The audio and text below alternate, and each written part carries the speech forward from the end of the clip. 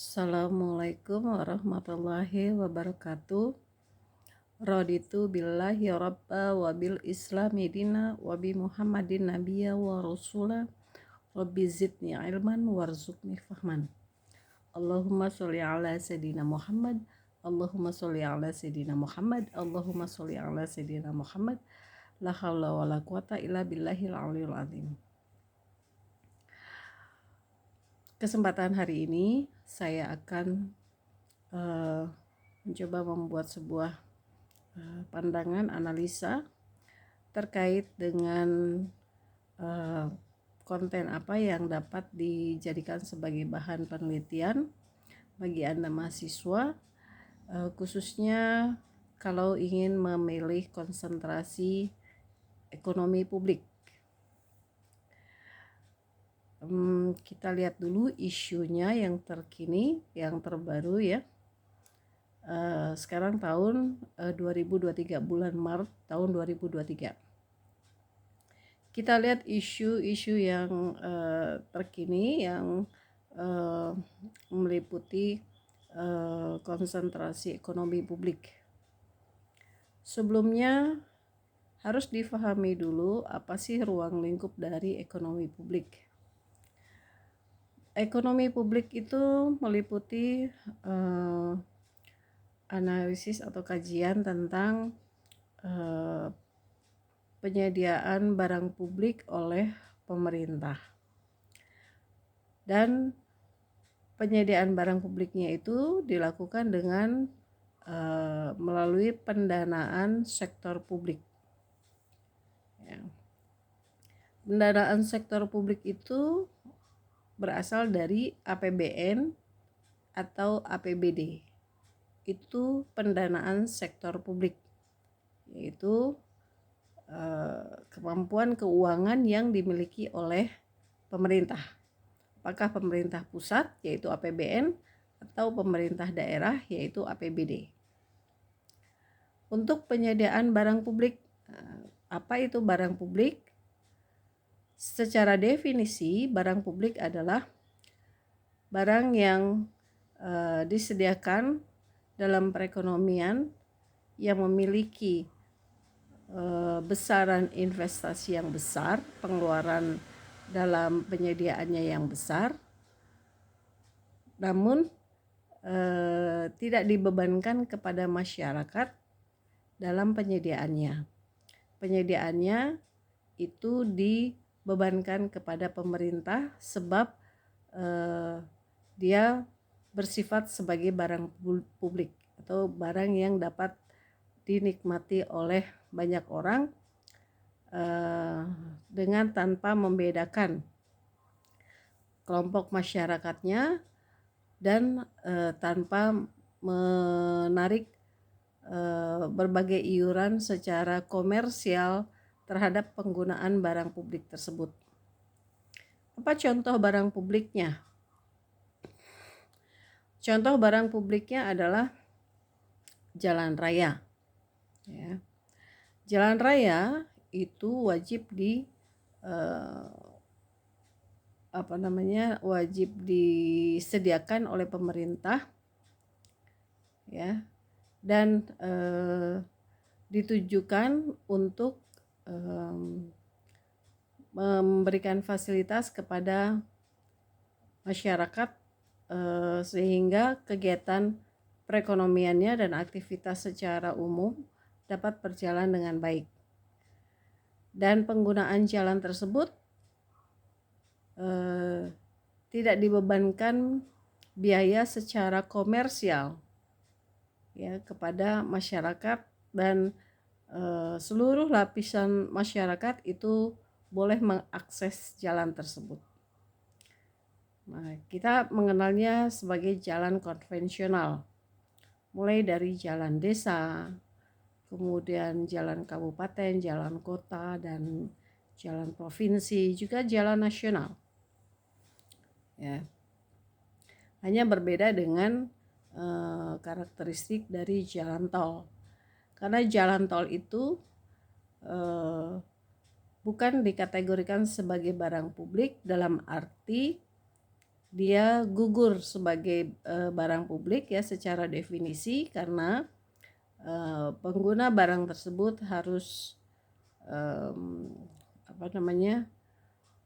melakukan transaksi pembayaran secara komersial dalam penggunaan jalan tol ya.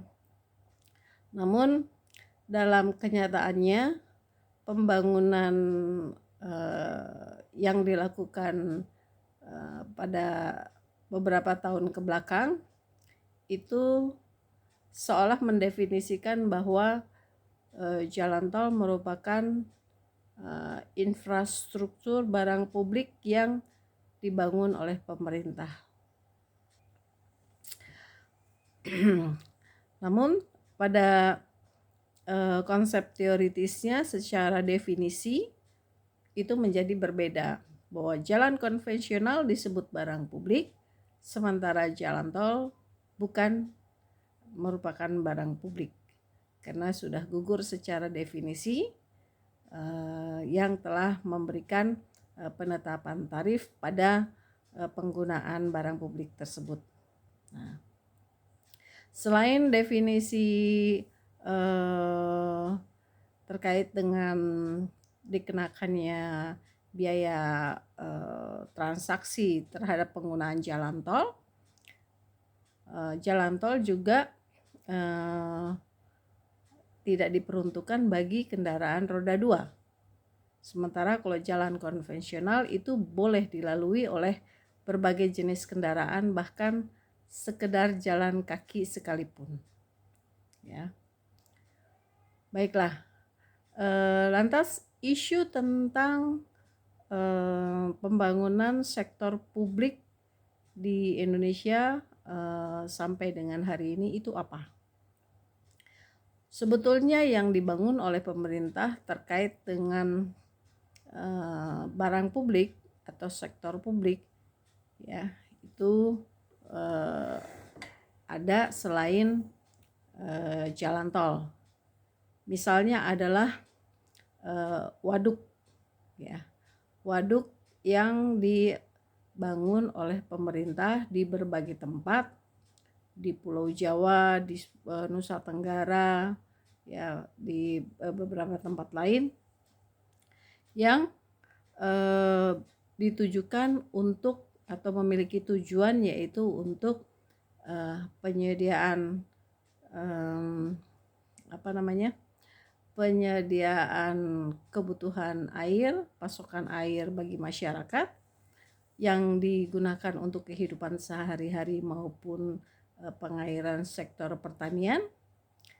Kemudian juga waduk juga digunakan untuk sumber penghasil energi listrik. Kemudian juga dapat digunakan sebagai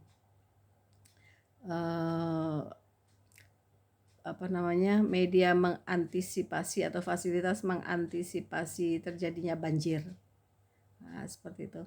Jadi tujuan dari pembangunan sektor publik atau barang publik waduk ini memiliki berbagai tujuan. Ya.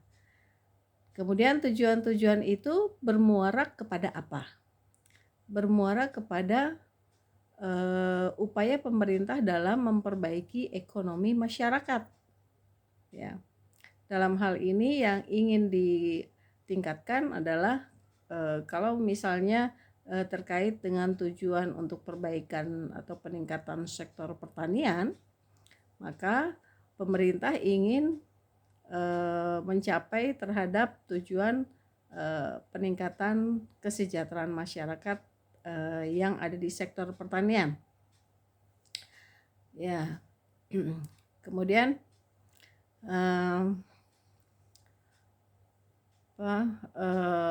itu menjadi tujuannya. Dan bagaimana kita bisa melihat atau bisa melakukan riset atau penelitian terhadap tujuan tersebut. Nah, kita harus menentukan apa variabel yang bisa kita kita bisa jadikan sebagai objek penelitian. Sekali lagi bahwa ini adalah sekedar contoh ya. Anda boleh mengembangkan contoh yang saya sampaikan untuk kepentingan riset Anda berikutnya. Misalnya kita tadi mengacu pada isu bahwa tujuan pembangunan waduk bagi sektor pertanian adalah untuk meningkatkan pendapatan masyarakat yang bekerja di sektor pertanian. Oke, pendapatan dalam hal ini apa? Kalau kita jadikan dia sebagai variabel X ya, variabel X bukan. Kita jadikan dia sebagai variabel Y atau variabel yang mau kita teliti ya. Objek yang kita mau teliti itu variabel Y. Kita gunakan untuk variabel Y-nya, yaitu pendapatan masyarakat yang ada di sektor pertanian. Data statistik yang dihimpun oleh BPS terkait dengan data pendapatan itu tidak cukup mudah ditemui ya. Yang mudah ditemui adalah nilai output, bukan data tentang pendapatan masyarakat, tetapi nilai output. Namun nilai output itu juga diproksikan atau dianggap menggambarkan besaran pendapatan yang dihasilkan oleh masyarakat baik di sektor tertentu maupun secara umum ya. Katakan kita mau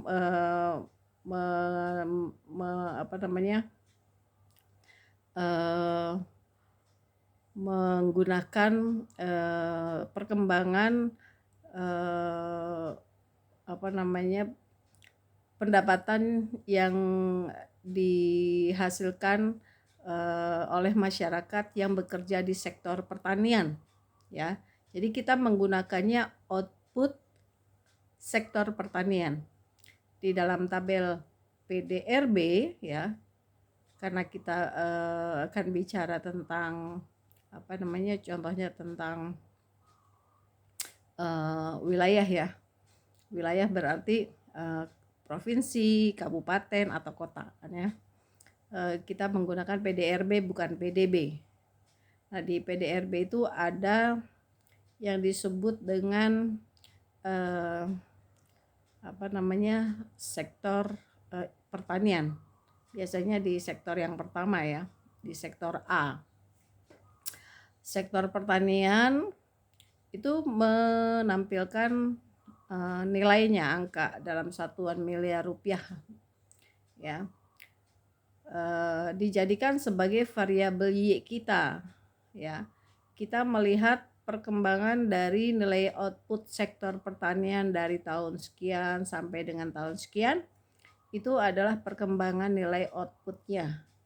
Kita menerjemahkannya sebagai nilai output yang dihasilkan oleh sektor pertanian dari suatu daerah ya. Dan nilai output itu terjadi karena adanya sebuah perlakuan yang terjadi di daerah tersebut sehingga menghasilkan nilai output tertentu. Maka ketemulah variabel Y kita. Kemudian kita harus pakai variabel X-nya atau apa variabel X-nya. Nah,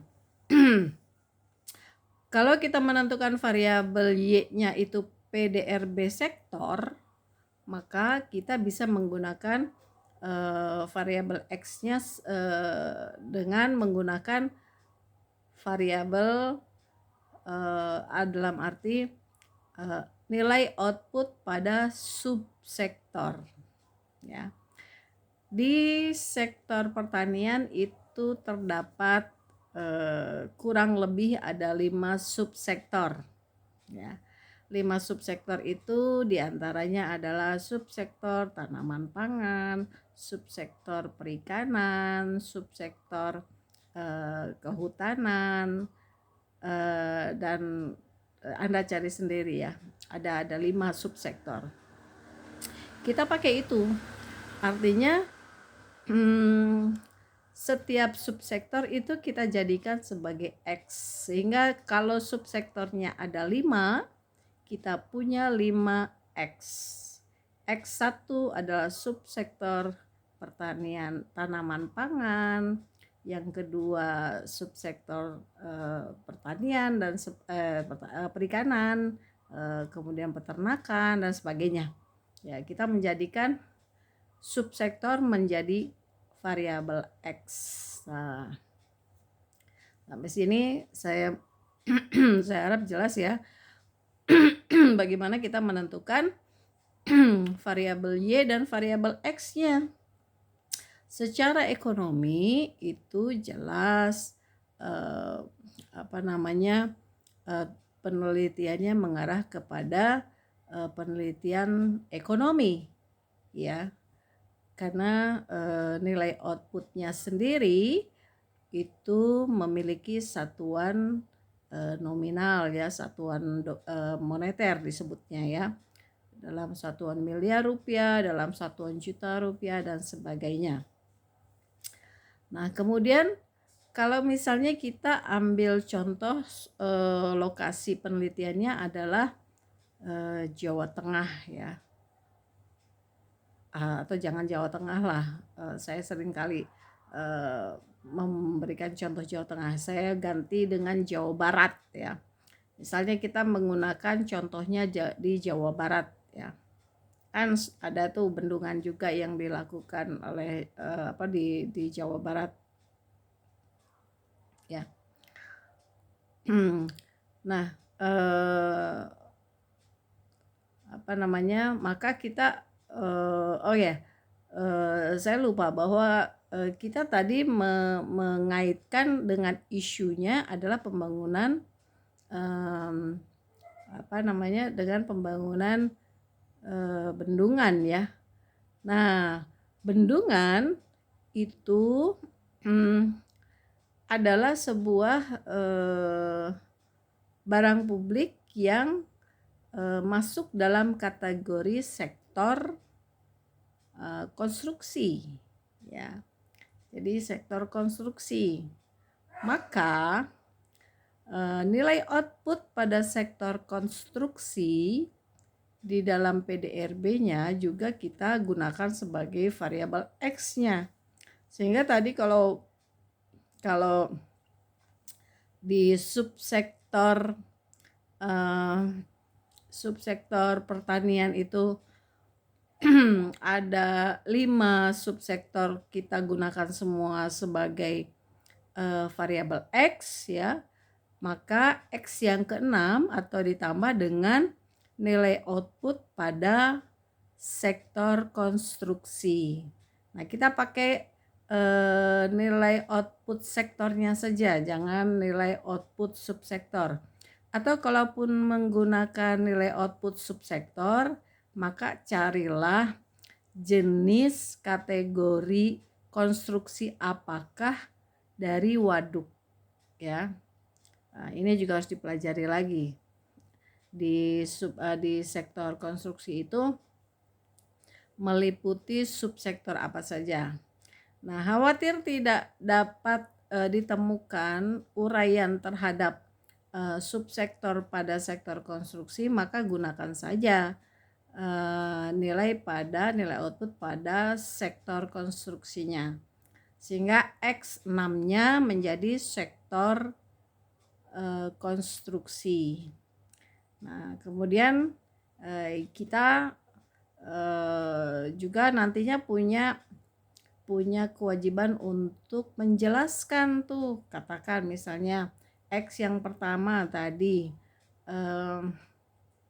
subsektor tanaman pangan terhadap sektor pertanian.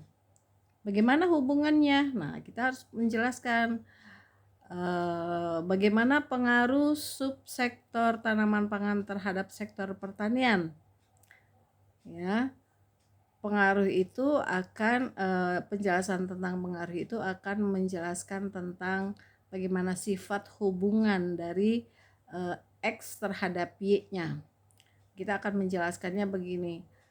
Subsektor pertanian pangan akan memberikan pengaruh terhadap besaran nilai sektor pertanian dengan cara apabila nilai subsektor tanaman pangan mengalami peningkatan, maka output sektor pertanian juga akan meningkat.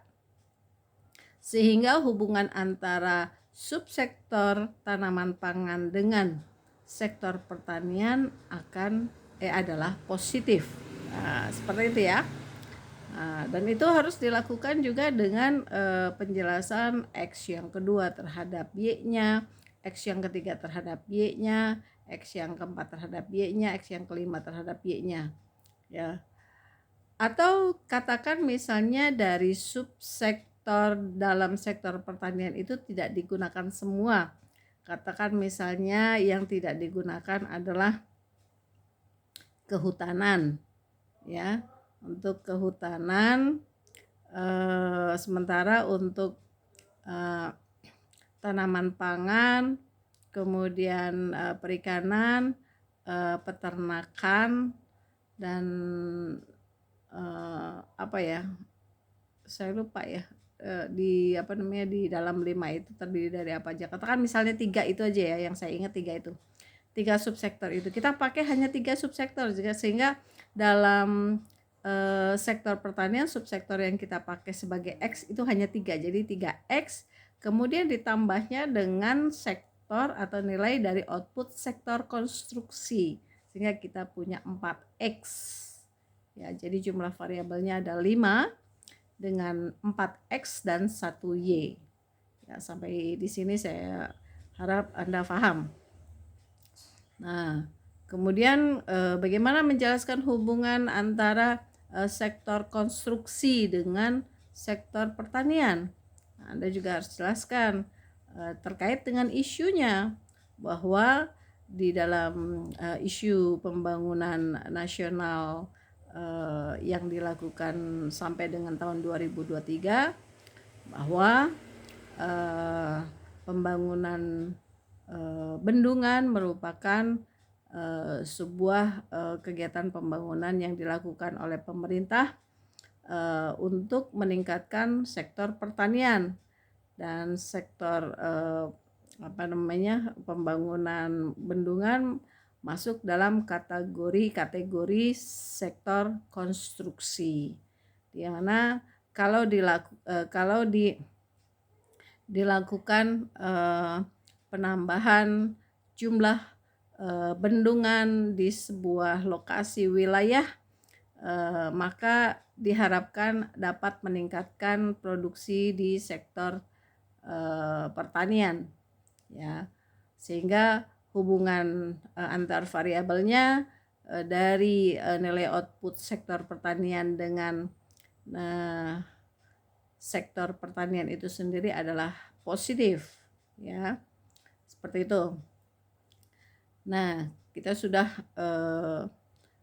sudah sampai pada penentuan penentuan variabel Y-nya, penentuan variabel X-nya, di mana masing-masing variabel Y dan variabel X datanya dapat diakses oleh Anda dengan melihat dari perkembangan data statistik daerah, dalam hal ini Provinsi Jawa Barat dalam angka, ya. Nah, kemudian kita tinggal memilih menggunakan metode analisis apa, ya. Kalau kita menggunakan metode analisisnya time series, ya, dengan regresi linear berganda time series, maka kita bisa menganalisis Provinsi Jawa Barat secara tunggal, ya. Hanya saja kemudian data yang harus kita sediakan itu baik variabel Y dan X semuanya minimal 30 tahun. Jadi kalau dilakukan penelitian sekarang berarti tahun terakhirnya adalah tahun 2022. Bagaimana dengan tahun awalnya? Berarti sekitar tahun 1980-an.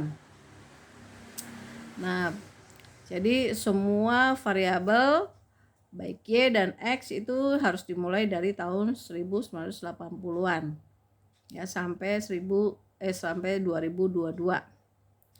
Nah, jika sebetulnya dalam durasi waktu 30 tahunan itu terlalu panjang untuk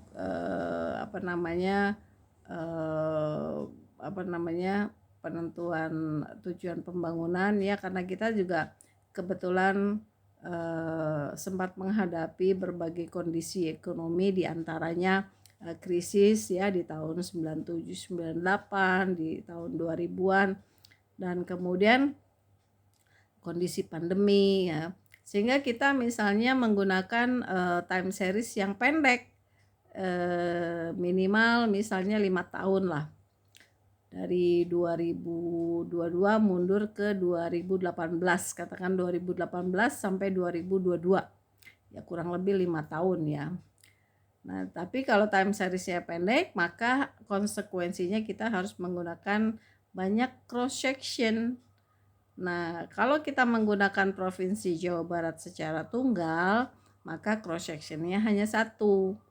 Nah, agar kita bisa mendapatkan cross section yang lebih banyak, maka kita menggunakan wilayah kabupaten dan kota yang ada di Provinsi Jawa Barat. Sehingga kita tidak menggunakan nilai Jawa Baratnya, melainkan menggunakan nilai dari wilayah kabupaten dan kota yang ada di Jawa Barat ya. Saya pikir jumlah kabupaten dan kota di Jawa Barat ini lebih banyak daripada yang di Banten ya. Kalau Banten hanya 8, Jawa Barat minimal 10 adalah, atau mungkin lebih dari 15 dan sebagainya ya. Katakan misalnya hanya 10 saja gitu ya, misalnya hanya 10. Berarti kalau kita menggunakan konsep matriks ya, ordo matriks yang terbentuk adalah 5 kali 10 sudah 50 observasi ya, dan itu sudah cukup memadai untuk memenuhi syarat dalam melakukan regresi data penelitian ya. Jadi kita kemudian menggunakan metode analisisnya adalah metode panel data ya. Apakah yang statis ataukah yang dinamis, itu tergantung nanti Anda mau menggunakan pilihan yang mana ya, sesuai dengan kebutuhannya, apakah yang statis atau yang dinamis. Nanti Anda pelajari lebih lanjut di ekonometrik Anda ya.